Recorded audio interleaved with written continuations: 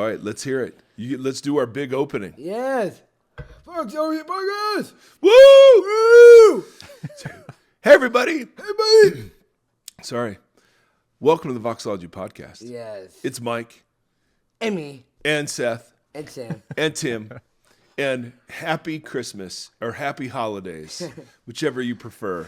We're so glad it's Christmas break. We're recording, guys, what is it? 3 days? 2 days? Yeah, 2 days. When's Christmas? Monday, right? Monday. So This will today's come Friday. out on Christmas Day. What? Nobody will All right, be let's listening. sing. Let's Yes. sing for him, right? Ready? 1, 2, 3. We wish you a Merry Christmas. We wish you a Merry Christmas. We wish you a Merry Christmas and a Happy New Year. Nice. Would you Nailed want to do it. Jingle Bells? Because Yes. you killed Jingle Bells at your choir concert. Ready? Yeah, we're snapping. It was a very jazzy version.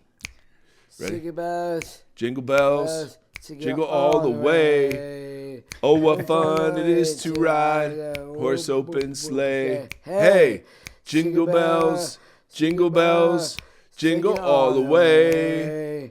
Oh, what fun it is to ride a one-horse open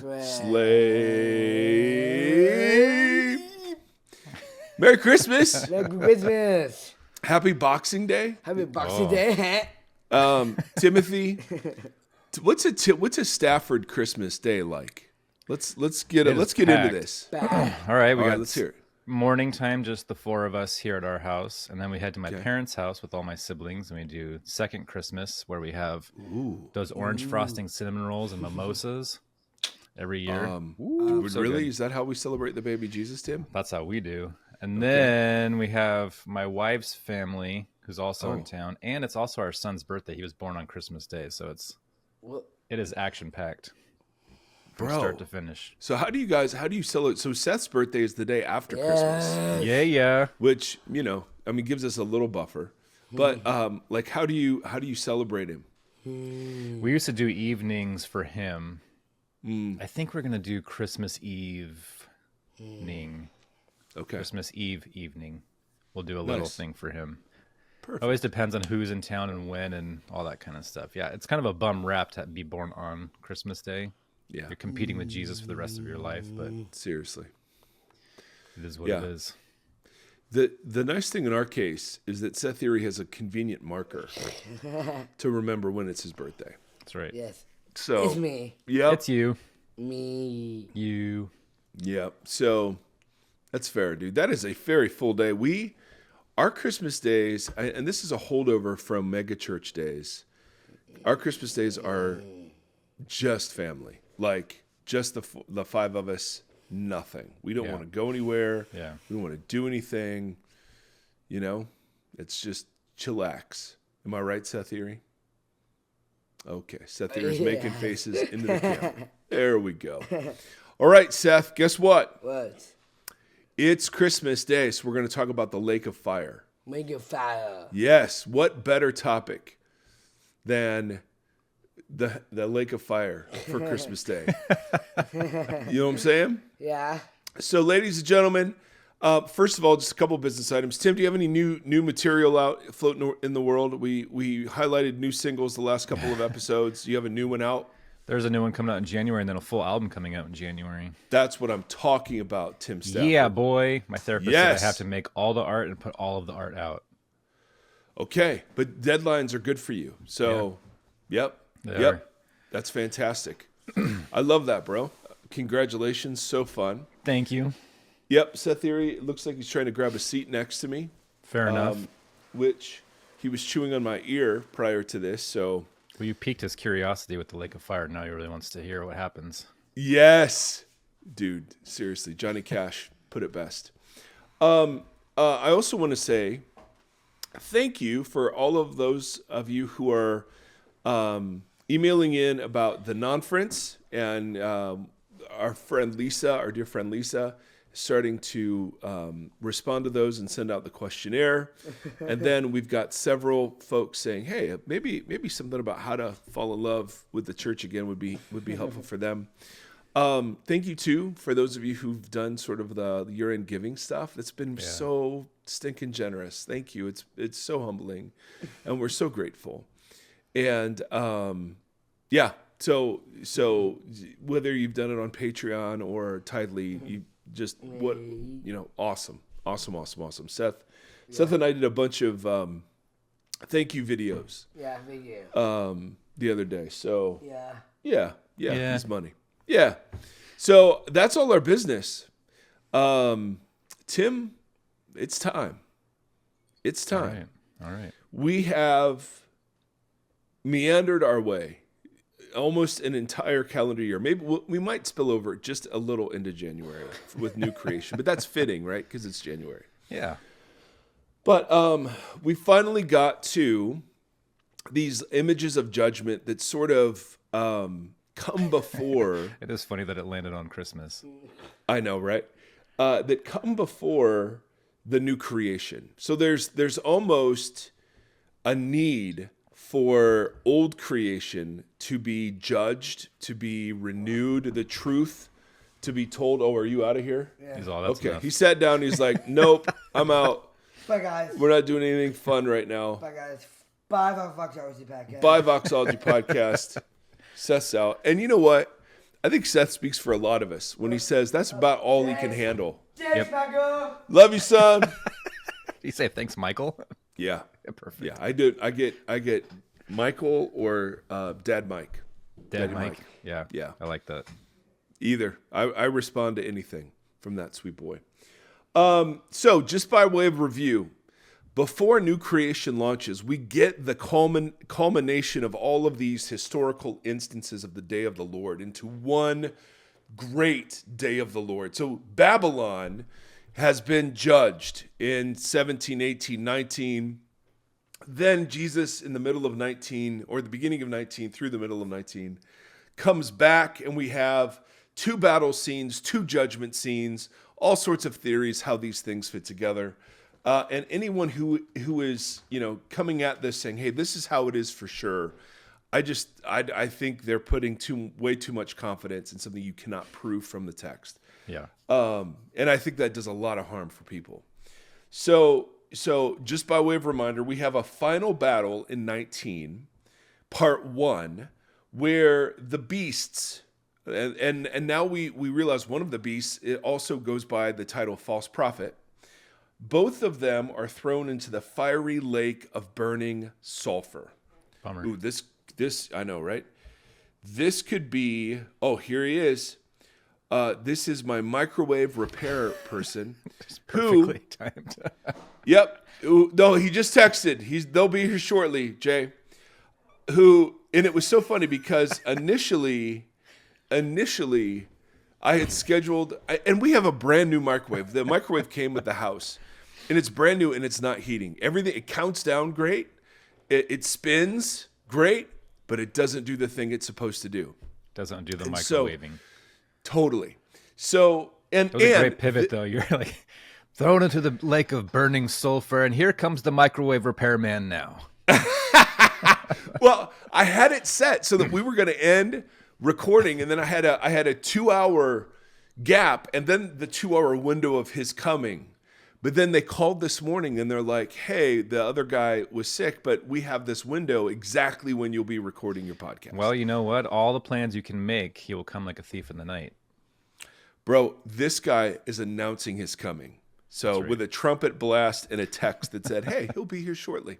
So I know that will be really fun to edit. But we need a microwave. And this isn't one of those. This is one of those, like, it fits under the cabinets, and it's like this thing. You can't just, so we bought like a really cheap one in the meantime. Because on top of all this, Tim, and you talk about what belongs in the lake of fire, my dear wife does not belong in the lake of fire. But her shoulder, way too long of a pause there. her shoulder, she had rotator cuff surgery. So the microwave goes out when Dad is in charge of cooking. So it is. That's why guys, Jesus invented DoorDash. Yes, and all the wonderful fees that go with it. So, anyway, that's what's happening in the Erie household. And then you have Seth, always trying to lick my ear, which not appropriate at all. So if we're a little scattered, that's what's happening over Merry here. Christmas. It is. It's personified. All right. So we have the final battle. And at the end of that, the beasts are thrown into the fiery lake of burning sulfur. Then we have a judgment scene that's 6 verses that has evolved into this huge theological thing called the millennium, which is so dumb. I can hardly stand how dumb it is. And there, the dragon is thrown into the abyss for 1,000 years. Then we have the final battle, part 2. After the 1,000 years are over, we have the devil, dragon, Satan, he goes by all those names, thrown into the lake of burning sulfur where the beasts are. And then we have judgment scene number 2, the great white throne judgment, where death and Hades themselves are thrown into the lake of fire, and anyone not found in the Lamb's book of life is thrown into the lake of fire. So, because we take the text seriously, we have to wrestle with, okay, so what's the fiery lake of burning sulfur? What is that image? And not surprisingly, this is an image that comes from the Old Testament and does not have the connotation of eternal conscious torment. And so to all of our dear listeners who, and I've changed my mind on this. I mean, I just inherited a view of hell that said hell is real. Hell is eternal conscious torment. And it's deserved because you have, even though your sin was finite, it was committed against something that was infinitely precious and valuable. And so you deserve an infinite sort of punishment. And so, and that was the point of Christianity, was to accept Jesus so that you did not go to hell, which is what you deserve, but instead went to heaven, which was the gift by grace through faith in Jesus. So we always talked about that as like the fire insurance. Yeah, absolutely. And where the salesmen then go out and sell it. That's what pastoring was. That's what evangelism was. It was, I mean, come on, guys. And that was the sole point. Anything that distracted from that was secondary. That's why, so many churches are skeptical of social justice, because it's like, guys, our job is to get souls off the Titanic. Right. It's not to rearrange the deck chairs as it's sinking. And part of what we've tried to argue, the book of Revelation isn't a picture of the Titanic that's sinking. It's a picture of something polluted that will be renewed.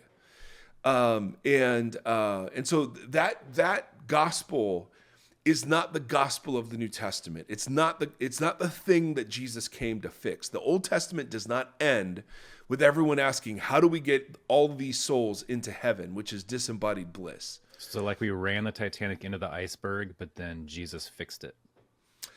Well, okay. I think that there was no iceberg. He had given us captaincy of the Titanic, and we, in collusion with other powers and authorities, made it so that it no longer floats. And so Jesus talks about he calls it at the restoration of all things, or the renewal of all things. There are these beautiful pictures we'll talk about when we get to new creation. But before we get there, everything that doesn't belong in new creation or is not aligned with new creation is thrown into the lake of fire. And so what is the lake of fire? Is the lake of fire a picture of eternal conscious torment, or is it a picture of the destruction of everything that opposes the purposes of God in the world?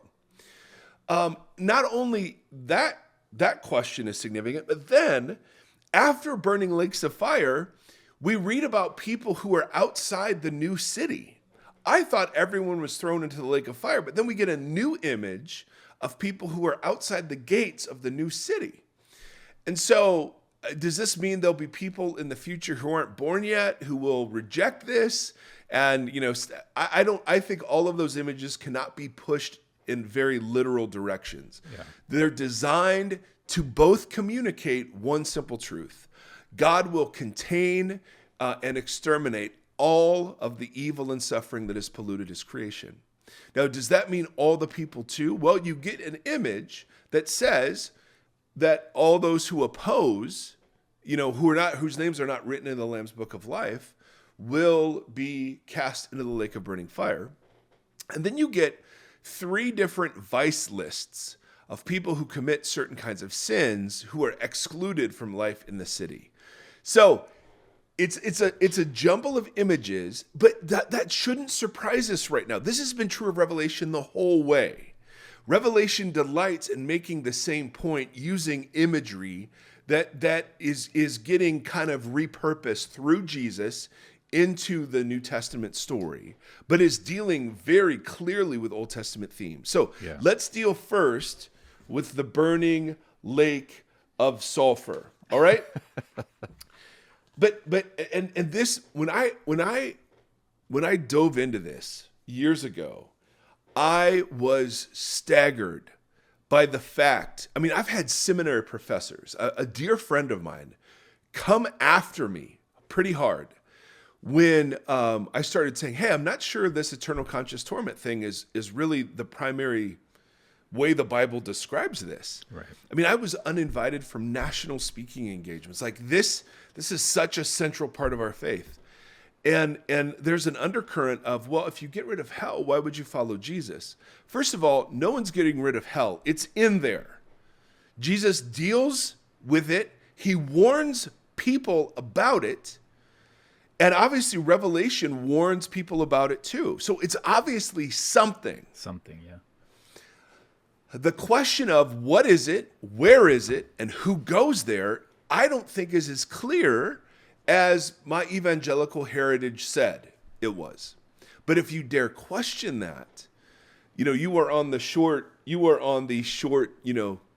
journey to heresy. And listen, I don't know. I want everyone to go and be with God forever, because that's what God wants. I mean, God says that multiple times throughout the text. And so, do I think he honors the dignity of human people by allowing them to stand by their agency? I do. But whether or not we actually all get a shot to see what it is that we're saying no to, I'm open to the possibility that everyone gets that opportunity, because God, if God really is who God says God is, then God wants everyone to be a part of the family. Yeah. So I am very open to that. The problem that I see is that Jesus is warning us against something. And there have to be consequences to the ways in which we live and do harm to each other. There have to be. So judgment is real. Judgment is awful. Judgment is coming. Yes. And speaking of coming, there's the microwave guy. Your meal's ready. Which is perfect, but hopefully it will be. All right, so let me just take a brief moment, and you can keep all of this in the oven. Oh, Bonnie. All right, let me just. All right, so, and the poor guy walking into this conversation without any context. I was thinking about that earlier when you said he was coming. It's like, dude, I'm just here to fix a microwave. I'm not here to talk about any other kind of heat. All right. So we've got to deal. Excuse me, Mr. Microwave Man. Have you accepted the Lord Jesus Christ? Yeah, exactly. So we've got to deal with lakes of fire and burning sulfur. So those are the images, and some sort of torment that's day or night. So it's funny how much money we pay to go to hot springs, which are basically little boiling sulfur lakes. Ooh. First of all, I don't think I've ever paid money. You've never gone to a hot spring? No, that's called a jacuzzi, my friend. And I guess those cost money too. But, I'd prefer that over the sulfuric smell. Yeah, that's fair. Anyway. All right. So, not shockingly, this goes back to Daniel. And like we've said, guys, so much of Revelation is the retooling of Daniel and the fulfillment. So if you have your Daniel ears on, all of this is like, yep, beast, check. Yep, thrones. Yep, you bet. Books are open. Yes, absolutely. This is all saying, here we go. This is it. So Daniel 7, verse 9. As I looked, thrones were set in place, and the Ancient of Days took a seat. His clothing was as white as snow. The hair of his head was white like wool. Remember, these are things that were described of Jesus earlier in the book. His throne was flaming with fire, and its wheels were ablaze. how do you get wheels on a throne? But I love it. Maybe, I don't know, a chariot image? Not sure. A DeLorean? Now that's funny. Here's where we go. A river of fire was flowing, coming out from before him. So this is the first time we meet a river of fire. All right? Thousands upon thousands attended him. 10,000 times 10,000 stood before him. The court was seated. The books were open. We read about that we read about the books already. Then I continued to watch because of the boastful words the horn was speaking. Now remember, horns belong to beasts. Horns are symbols of power, usually royal figures. The beast is usually a nation, at least in Daniel it was. I kept looking until the beast was slain and its body destroyed and thrown into the blazing fire. So this is the first time a beast is thrown into the fire. Now, what happens when we get to Revelation? We have 2 judgment scenes and 2 battle scenes where beasts get thrown into the fire, right? Yeah. So this is not new imagery. And clearly Daniel is talking about nations. So how does a nation get thrown into the fire? I think that a nation gets destroyed is the picture. The other beasts, the other beast did something too. Hold on, I lost that second. Oh, the other beasts had been stripped of their authority, but were allowed to live for a period of time. Okay, great. All right, so we get kind of a river of fire, or the blazing fire, and the beast being thrown in. That's a Daniel image. Now, the burning sulfur, the smoke rising day and night, that image, that comes from Genesis. It's a heartwarming story called Sodom and Gomorrah. And we've got ladies turning to salt. We've got just so much weird that is happening in this story. Then God rained down burning sulfur. So now we get burning sulfur on Sodom and Gomorrah from the Lord out of the heavens. Thus he overthrew those cities and the entire plain, destroying all those living in the cities and also the vegetation in the land. So burning sulfur destroys, right? That's it. The city was destroyed. Early the next morning, Abram got up and returned to the place where he had stood before the Lord. He looked down towards Sodom and Gomorrah, towards all the land of the plain, and he saw dense smoke rising from the land like smoke from a furnace. Now this image, okay, burning sulfur, destroying, and then smoke rising as evidence of its destruction, that image gets pushed forward all throughout the rest of the Bible. And that image is not an image of torture. That's an image of destruction. All right? So, in Deuteronomy, we're going to see this over and over and over. I'm going to show it a bunch of times to make the case when we get to Revelation and read about it. We're not reading something new. This is stock imagery. So, Deuteronomy 29, your children who follow you in later generations and foreigners who come from distant lands will see the calamities that have fallen on the land and the diseases which the Lord has afflicted upon it. This is part of the curses of the covenant. The whole land will be a burning waste of salt and sulfur. Nothing planted, nothing sprouting, no vegetation. So it's a ruin. It's destroyed.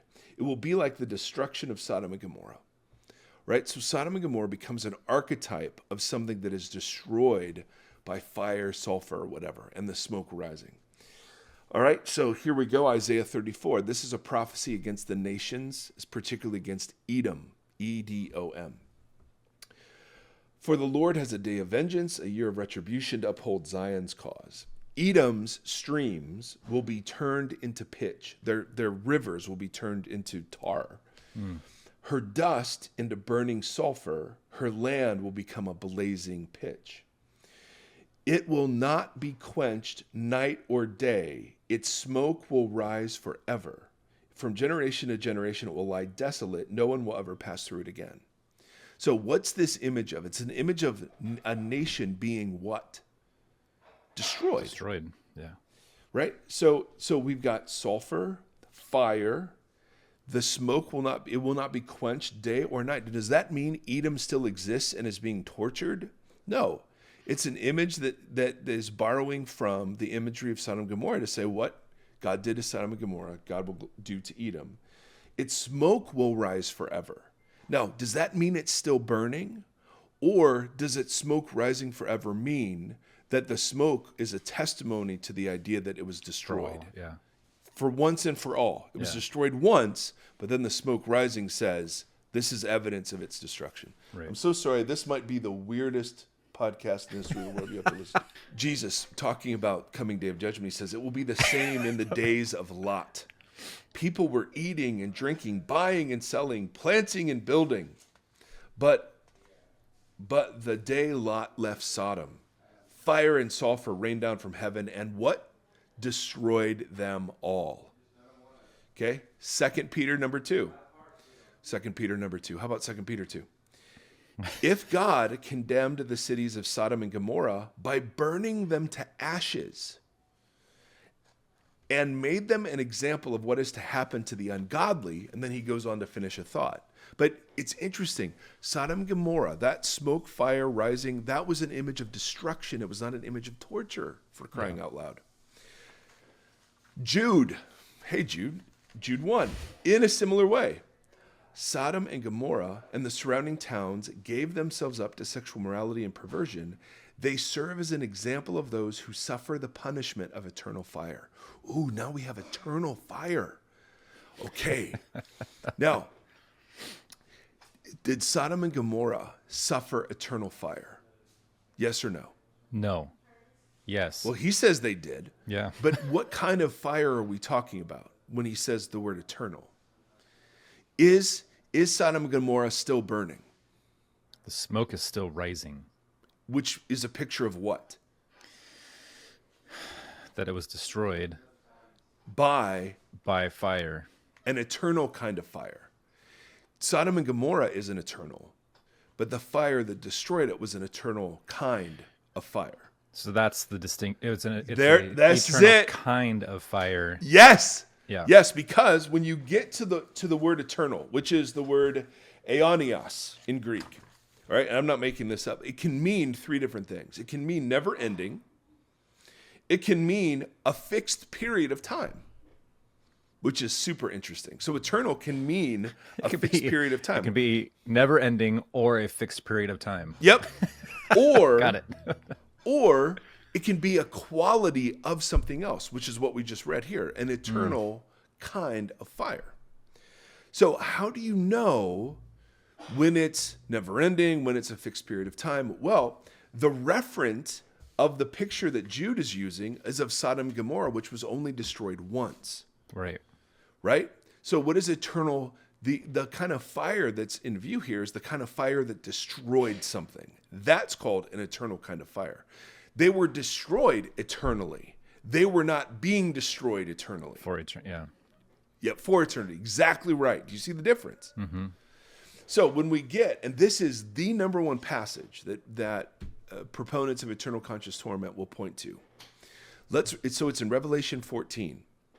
We haven't hit it till now. But notice, a third angel followed them and said in a loud voice, if anyone worships the beast and its image and receives its mark on their forehead or on their hand, they too will drink the wine of God's fury, which has been poured to full strength into the cup of his wrath. Again, all Old Testament imagery. They will be tormented with burning sulfur in the presence of the holy angels and the Lamb. And the smoke of their torment will rise forever and ever. There will be no rest, day or night, for those who worship the beast and its image, or for anyone who receives the mark of his name. All right, so look at the words we've got here. All right, so they will be tormented with burning sulfur. The instant you hear burning sulfur, you're like, oh yeah. Sodom and Gomorrah, absolutely. They will be tormented with burning sulfur. Ooh, that's an interesting word. And when you look at that word, it has some nuances that we're not going to get to just yet. But then the big argument is, look, this next line, and the smoke of their torment will rise forever and ever. So when we go back into the Sodom and Gomorrah imagery, right? And he says about Edom, a nation that he's about to destroy, the smoke will rise forever and ever. Again, is he torturing the city, or does it just mean, is it an image that he destroyed it? Yeah. To me, it is absolutely clear that these are all images of destruction. Now, we'll get to who in a second, all right? But I just want to argue this, when we're throwing things into the lake of burning sulfur, these are images of destruction. No one in the original audience was thinking, oh, he's going to torture people forever. Burning sulfur destroys things, right? This is an eternal fire. And what it does, it's the effects of it are eternal. Yeah. Right? And the smoke rising from their torment is just a monument to the fact that they're destroyed. Yeah. Make sense? Yep. This again, and there are counters to this, and I understand that. But I don't think they're very good ones, and I don't think they do justice to the Old Testament backdrop of what these symbols would have meant. Yeah, which it's directly pulling from, as you've... That's it. That's the really big part here. So when we get to nations, so we get back to 19, and it says, oh yeah.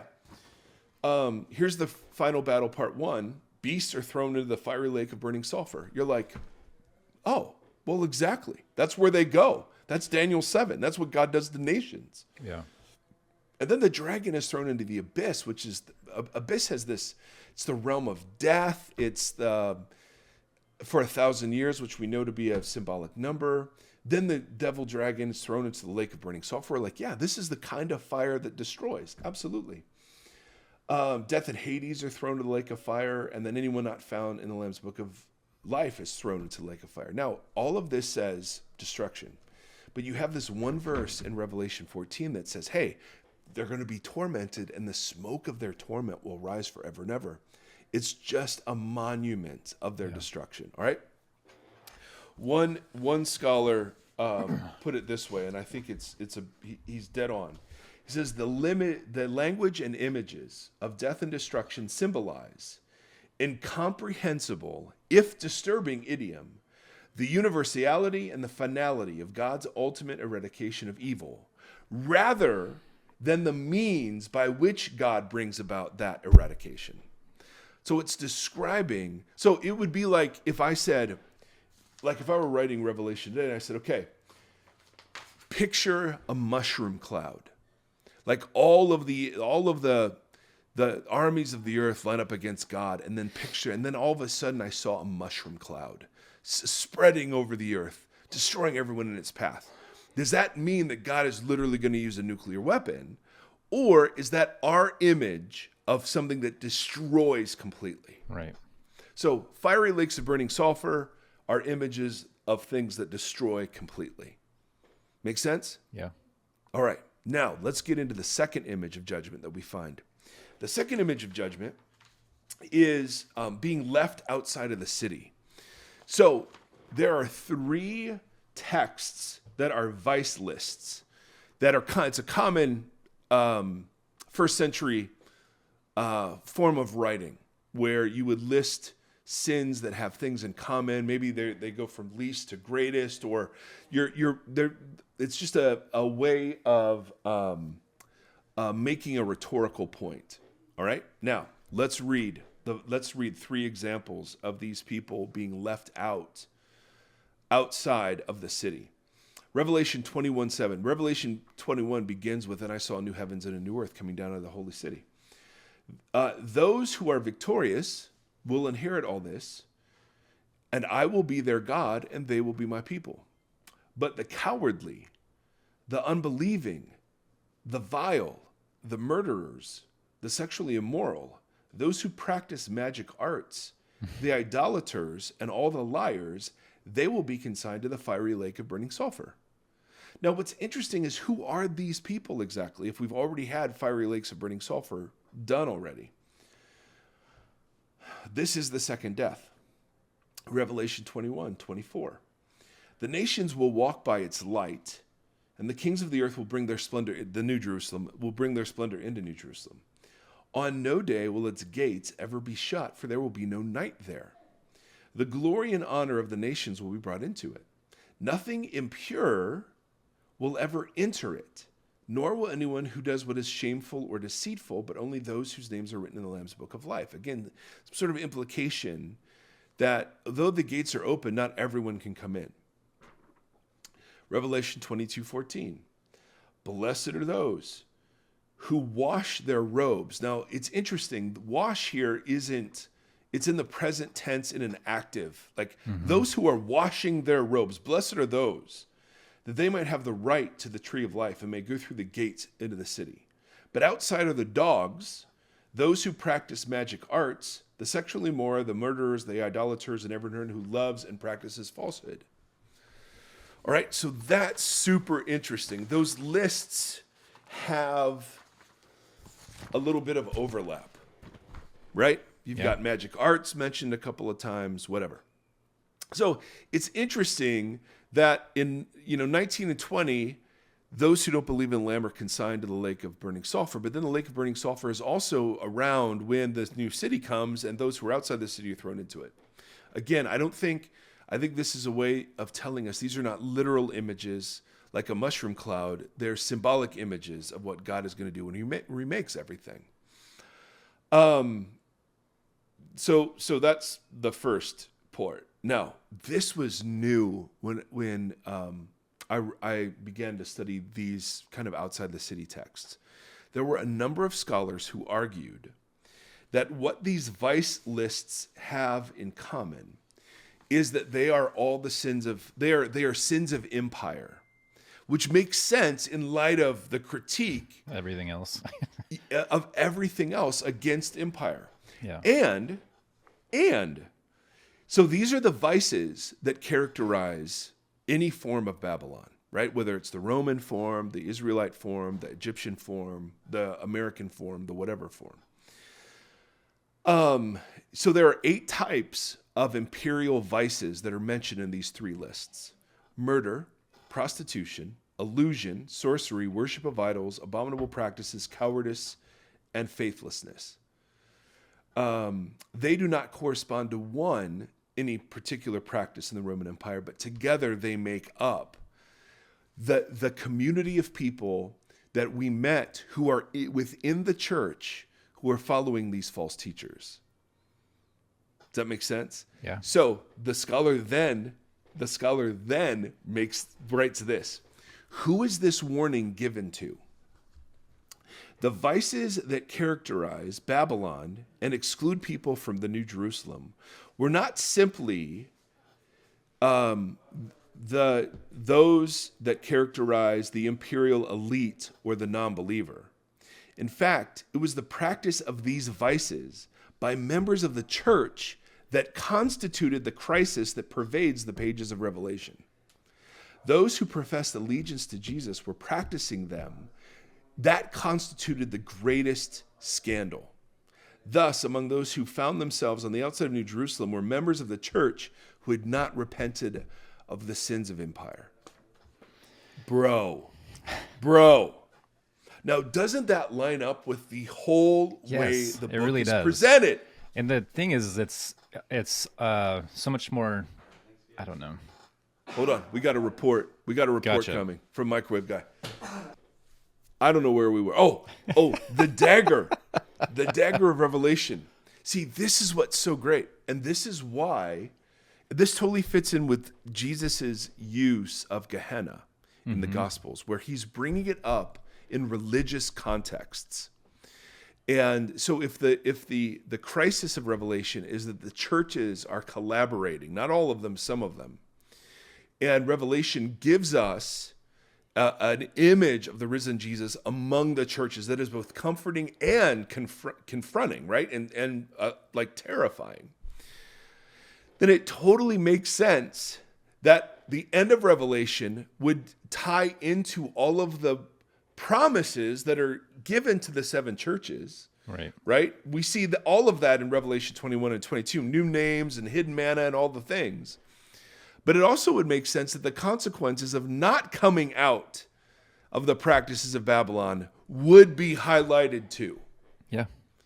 And using imagery, like if you're not resisting the beast, you are the beast. Mm-hmm. And you will go down with the beast as it goes down. I mean, it totally, for me, this makes so much sense. And so the object, when I read Revelation, I'm not thinking of America. I'm not thinking of anybody but Mike Erie and the community of which I am a part. Because then I have to ask, then that is the point of Revelation, to comfort those who have been brought low by empire, and to afflict those who have partnered with empire. And I'm a partner with empire. I have to be because of my way of living. I have to be because of my income and whatever else, right? The object of the warnings of Revelation are not countries, but me as somebody sitting in the church and the community of which I'm a part, which totally makes sense. And to me, that's way more scandalous than God writing, okay, guys, here's the choice for everybody. You accept me, you're in. You don't, you're burned. Well, it's just there's no congruency with Jesus' teaching then either, because it's so much of it was rebuking those power over structures. And so you'd have this one gospel message that we grew up with that was like, pray the prayer to avoid burning forever, the end.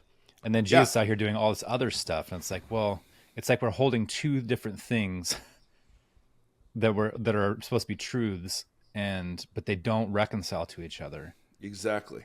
But this theme that runs, this theme of injustice and making all things new and leveling, empires build structures that hurt and oppress. Yep. That is a theme from page 1 to the end. Dude, totally. So it's just like this brings congruency. This ties the Old Testament that can be confusing with the New Testament. It ties them together in a way that's congruent. Yep. Yes. It's the same cycles over and over of oppression and then exodus and liberation and then judgment. I mean, like, you just see this where Israel is the object of grace. Israel at times is the object of judgment. The church is the object of grace, and the church is the object of judgment too. Yeah. And so, I just think when I read Revelation, I'm comforted, but by and large, I am challenged to the core. 100%. Like, I'm not sitting here going, yes, that's an apocalypse. Yep. It's an unveiling of, I think I'm just this neutral, moral agent in the world. Which is totally how at least I grew up in this kind of commentary, or this, like, I am only a spectator. That's right. It's like looking at all this, like, oh, whoa, crazy dragons and fires. It's like saying, well, listen, I didn't own slaves, so racism doesn't apply. Yes. I don't own.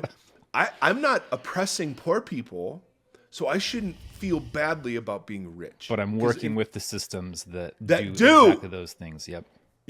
Just got a new iPhone. No,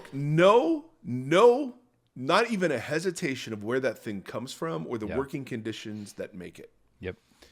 And what Revelation does is it goes, that I've got to care about that. I've got to care about that, because the life of convenience and at cheap goods at the lowest cost, the highest level of convenience to me and delivery, and I mean almost all of our Christmas shopping is done on Amazon, and what's that? I mean, it's just and what Revelation does, and it's exactly what the Old Testament prophets did, is that you can't separate out your love for God and your love for your neighbor in creation. Those are the same things. Yeah. And so as much as, and that's why, we made salvation a disembodied thing, so that it didn't matter how we treated anybody else. Yep. So, bro, this Revelation to me has become the best book by which to live in 21st century America. Not because it's some end of times calendar, but rather it forces me to ask questions that I would rather not ask. Yeah, about almost everything in your daily life. That's right. My daily practice is how am I complicit with empire? How am I resisting empire? Yeah. And it forces me to reckon with how churches do church and how churches spend money, and on buildings and multiplexes and all the things, right? I mean, you just sit there and you go, man, I am the object of the warnings. Absolutely.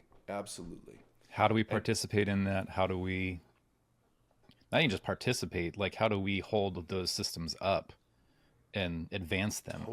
Totally. And then there are those little things, like you said, that we don't think about, with the way we purchase, the way we navigate day-to-day life. This is very challenging for that. But the reverberations too, like I was on a hike yesterday and we were talking about a bunch of ministries that we've been a part of in the past and terrible things that we said to people that we thought were gospel. Like just, any of us who have worked in ministry that come to a certain point where you look backwards and you're like, did I really say that?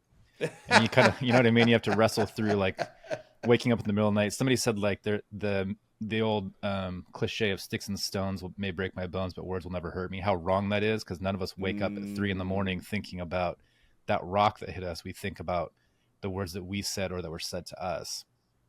Like we carry that forever. But I like the fact that Jesus came the way he came. It's Christmas. So the fact that Jesus came the way he came in light of this conversation. Yes. If it was the other, if Revelation was to be read the way that we grew up reading it, then it would have made more sense that he showed up as a dominant force. Yes. But instead he came this other way and then advocated for it. It all makes sense. Just advocating for the least of these, the meek, all of that. Like it just makes sense. Yeah. And that was the biggest thing that got me out of like the evangelism idea. The focus of my life isn't to be on non-Christians. The focus of my life is me and the church and faithfulness and what God does with people who don't know him. I have no idea. I don't. And I would love everybody to come to believe this. I think it's true. I think it's good. I think it's beautiful. It's like we say, the story we're willing to be wrong about. Join our friend Rachel Howell Evans. But, Gambas started talking about this years ago, that the object of the subject, the object of the New Testament's encouragements and warnings, I mean, it's the church. It's not the world. The New Testament isn't addressed to the world to get all those people shaped up. It's like the church to actually reflect Jesus. Well, and those ideas of who Jesus rebuked and why, with eating, or just different things, right? So it's very consistent. Even when we had, I know it's controversial, but when we had Bradley Jersak on to talk about his book, Her Gates Will Never Be Shut, it was all centered on some of the scripture, and a lot of his thing was that some people may not come to like accept what Jesus is teaching here, but there's a good chance that when they are face to face, they will drop to their knees. And then it starts to reverberate out after that. So what does it mean to burn sin and death? Like then you ask, what is the definition of sin and what is the definition of death? And what roles do they play in humanity? Powers. Right. Well, they're powers. That's what becomes interesting, right? Because then it's not a burning of circumstantial, or it's not it's I don't know. It's just very interesting. Like, so when you said, I don't know if people will come to know Jesus or know God, so then I start asking those questions. What does it mean to know God? What does it mean to be a Christian? What does it mean to take on those names? Because all of that plays a role in this conversation, but it's not exactly the role of which that we grew up in the evangelical model with. So it's just, it begs more questions, which is what you just said, right? Like Revelation it confronts you and makes you kind of open your eyes, take a breath, look around. How am I participating in this kind of stuff? All that stuff does that as well. Like it begs you to ask questions of these things to really fully understand what is the intent of humanity. If sin is missing the mark of being fully human, how do sin and death participate in us being what God intended in the garden? Yep. Yes. And that there's some sort of agents in the world. I mean, that's like, wow. Sin, and death, I see the that dragon. Chaos, influence, right? These entities that maybe govern over nations and cause Babylons to be built and to operate and to succeed. Well, isn't that the critique of Israel now, right? They're the victim of this horrific attack. And then are they themselves? And I don't know the answer to this. I don't know that I trust the numbers. And I'm just not an expert. I don't know. Yeah. But I do know that no amount of the death of children is ever going to bring back 1,500 Israeli lives. And is it possible to become the beast you're fighting against? Oh, yes, it is. Yeah. Oh, yes, it is. And I don't know if that's happening. Some of what I see seems to suggest, okay, it's what happened after 9/11 for us, that we became the beast. And you know, like many, I was cheering for it. Yeah, we justified really, really unfounded violence against people that were not necessarily, Yeah. And so then hindsight, we look back and it's like, what is, I don't know. It does reverberate out, because you'll look back in hindsight on wars and who our nations become friends with and who we don't. And you look back and you're like, why did so many people die in this particular conflict? And for us, you know, we had the thousands that died on 9/11, right? The thousands that died in the wars of Iraq, Afghanistan, wherever. And that's all we mourn. That's all I ever care about. I don't care about the hundreds of thousands of deaths of anybody else who was an image bearer. Right. You know what I mean? It's kind of like American lives are more precious. And when you start as a Jesus follower, like, to resist that, for me anyway, has been hard, because I don't believe that. But I find myself, if I'm not aware, subconsciously going, well, how many Americans died? So how many Americans died in Israel? And that's my level of, you know, like, concern. Right. And I'm just like, man, that is so not what we're talking about. So all that is to say, it shows the stuff with the worship conversation too, with the counter programming and resistance and that kind of stuff, and how did those serve this conversation? Yes, it's all connected. Exactly. I love it though, because how many times have we had the conversation about, like, well, we always make the joke of, like, so it is important to read the Old Testament whenever we're talking about some random topic or theme, but this series has really shown the importance of the connection of why Jesus references what he does and why the apostles reference what they do. And when you don't, or if you read it wrongly, because the dispensationalists will look at Old Testament and go, yep, that thing is predictive and prophetic, and it totally makes sense in Revelation. Right.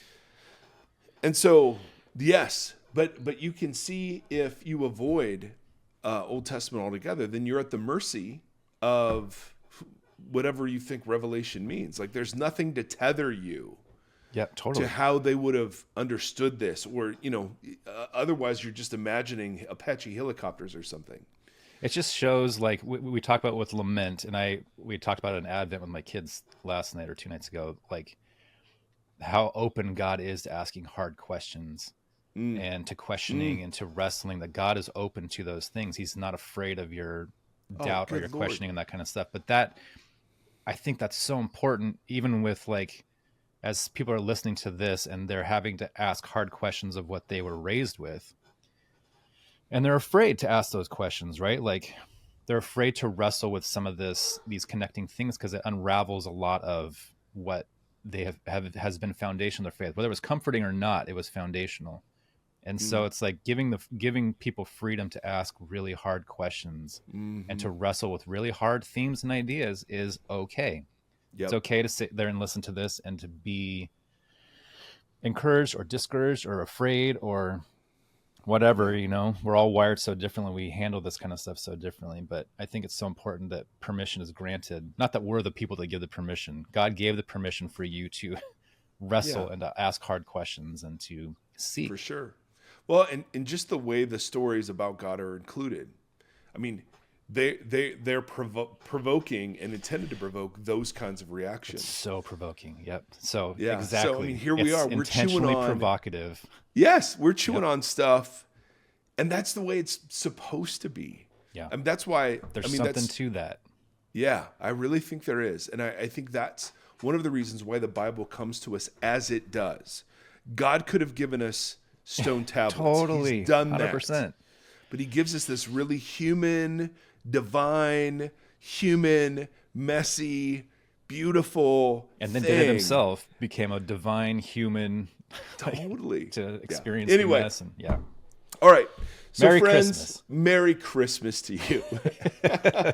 We hope you're sitting next to a very tame fire, warming yourself, having a great day. And if you're not having a great day, that's really okay too, because no one says you have to enjoy all of this. We are Nate and I were commenting on how very little we have prepared ourselves.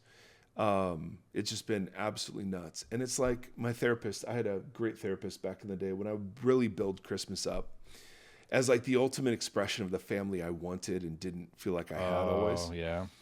And then I would have this hangover in January and February that was just crippling. And he's like, hey, yeah, grief, disappointment, anxiety. Yeah. And he's like, you know what? Why don't we just not make it a big deal? It's just okay. You're fine. Wait, can we do that?